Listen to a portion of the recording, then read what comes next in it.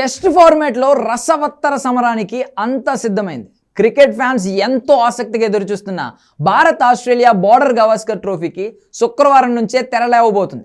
Perth వేదికగా జరగనున్న తొలి టెస్ట్ కోసం ఇరు జట్లు కూడా రెడీ అయ్యాయి.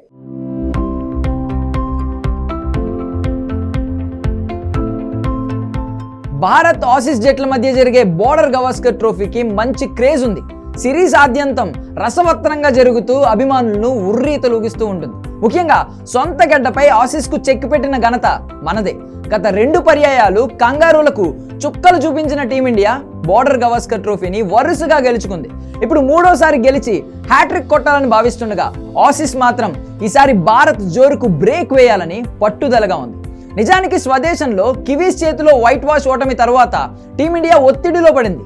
ఈసారి కంగారూ గడ్డపై సిరీస్ గెలుపు అంత ఈజీ కాదనే చెప్పాలి. దీనికి కారణాలను చూస్తే ఆసీస్ జట్టు ఈ సిరీస్ కోసం పలువురు సీనియర్ ఆటగాళ్లకు గాయాలు కాకుండా రొటేషన్లో రెస్ట్ ఇస్తూ రెడీ చేసింది. ముఖ్యంగా సొంత గడ్డపై తిరుగులేని పేస్ అటాక్ కంగారూల సొంతం.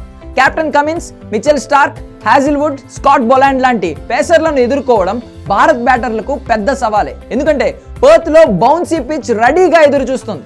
ఇక్కడ ఆసీస్కు తిరుగులేని రికార్డు ఉంది.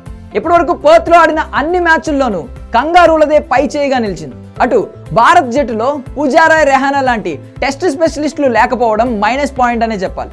ప్రస్తుతం జట్టులో ఉన్న ఆటగాళ్లలో కోహ్లీ, రాహుల్ పైనే బ్యాటింగ్ భారం మొత్తం పడనుంది. వీరిద్దరూ ఫామ్ లో లేకపోయినా ఆసీస్ గడ్డపై కోహ్లీకి మంచి రికార్డు ఉంది. ఈసారి సిరీస్ లో ఖచ్చితంగా కోహ్లీ కమ్బ్యాక్ ఇన్నింగ్స్ లో ఆడతాడని ఫ్యాన్స్ కూడా ఎదురు చూస్తున్నారు.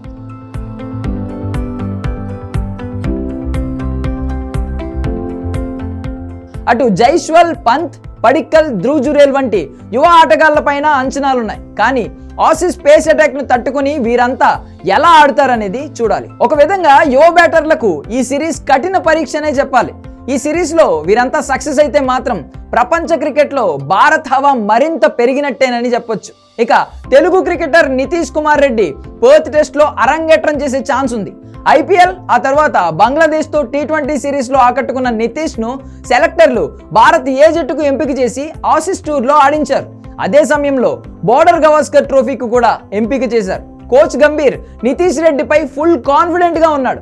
లోయర్ ఆర్డర్ లో బ్యాటింగ్ చేయడంతో పాటు 4వ పేసర్ గా జట్టుకు ఉపయోగపడతాడని అంచనా వేస్తున్నారు.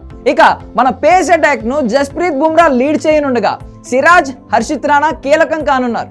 హర్షిత్ రాణా అరంగేట్రం చేసే అవకాశాలుండగా చివరి నిమిషంలో ఏదైనా మార్పులు జరిగితే ప్రసిద్ధ కృష్ణకు చోటు దక్కొచ్చు. ఇక పర్త్ పిచ్ పై బ్యాటింగ్ చేయడం అతిపెద్ద సవాల్.